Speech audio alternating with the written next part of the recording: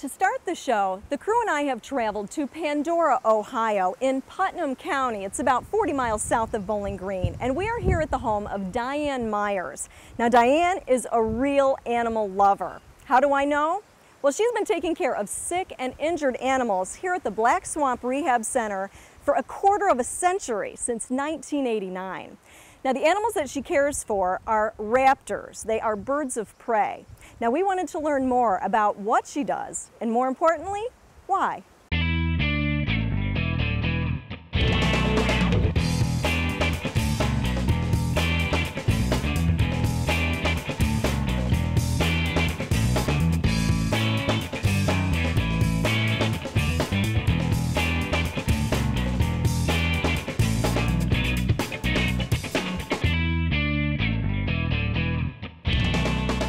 Well, you do amazing work. Tell me, how did you first get involved with the rehab center? I've always liked birds. I've always been a bird watcher from the time I was young, and I happened to see an ad in the newspaper in Findlay, Ohio, and it said, "Do you like birds? Would you like working with birds?" And I thought, well, that's right up my alley. So I went to the first meeting. That was in 1989, and I've been with the group ever since. Well, you're holding this little guy right here. Tell me about this raptor here. What's his story? This is an American kestrel, and this one has a bad wing and is from getting hit by a vehicle. The reason we got it was imprinted on people. That means that they had tried to raise it as a pet. Okay. So I asked them about it, and they didn't know that they were doing something illegal. We have both state and federal permits here. You have to have that in order to work with any birds. It's just the way that the laws are. Besides having state and federal permits to rehab the birds, that involves picking them up, taking care of them, and releasing them. We also have to have the permits to use them for programs. And that's basically how we get our funding. The ones that we have right now that are in these cages are our program birds. We have a barn owl, which is very loud and the kids love it. The kestrel, of course, lives in this little cage right here. This little guy. And off to the right is the barred owl, and the barred owl we've had for numerous years. I think it's going on 19 years now. He's our old guy. And to the left we have the great horned owl, which I think you're going to be seeing. And then clear down at the end we have the bald eagle and the red tail and the turkey vulture. So do you need special training? You're volunteers. I know you have a core group of great volunteers who help you out here at the Rehab Center. Yes, I do. Do they have special training? How does that work? The only training that those poor people have are the ones I've given them. And as volunteers come to the center, they learn. And when we do a program, they learn.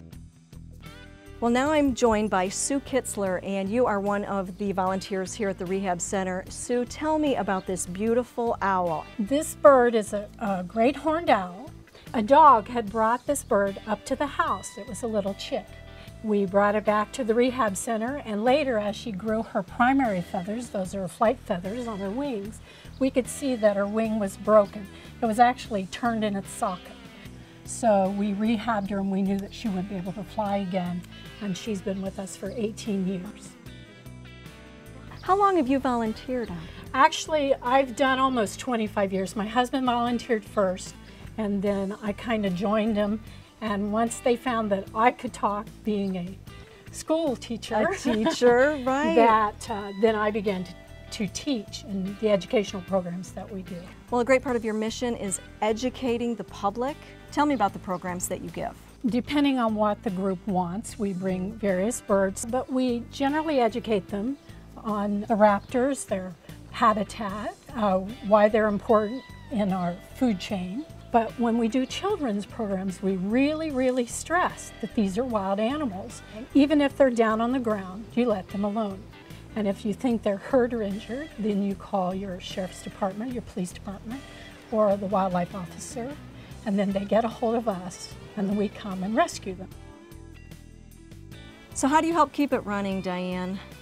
Well, when we do the programs, we ask for donations. One of the things that we just found out is where we get our mice and rats at, they're closing their doors. That's their food source. Yeah. And so I have started raising mice and rats again, which I said I would never do again. Oh my but God. I'm raising them again. So tell me again, Diana, why you've given so much of your life, 25 years, to these creatures. I just have always had a fascination for birds, and these birds are so helpful to all of us. I've just always had a love for the birds, and the very first time I was able to release one of our birds that we'd got in and worked with in rehab, and it was a red-tailed hawk, because I will never forget it.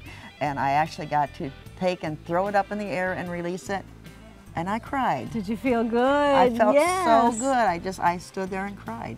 It's got such a good feeling when you can help these birds. Yeah. Well, when they're able to be good enough to be released, that's terrific. And I think it takes people like you giving of your time and a great portion of your life to helping these creatures. Thanks so much, Diane. Oh, thank you.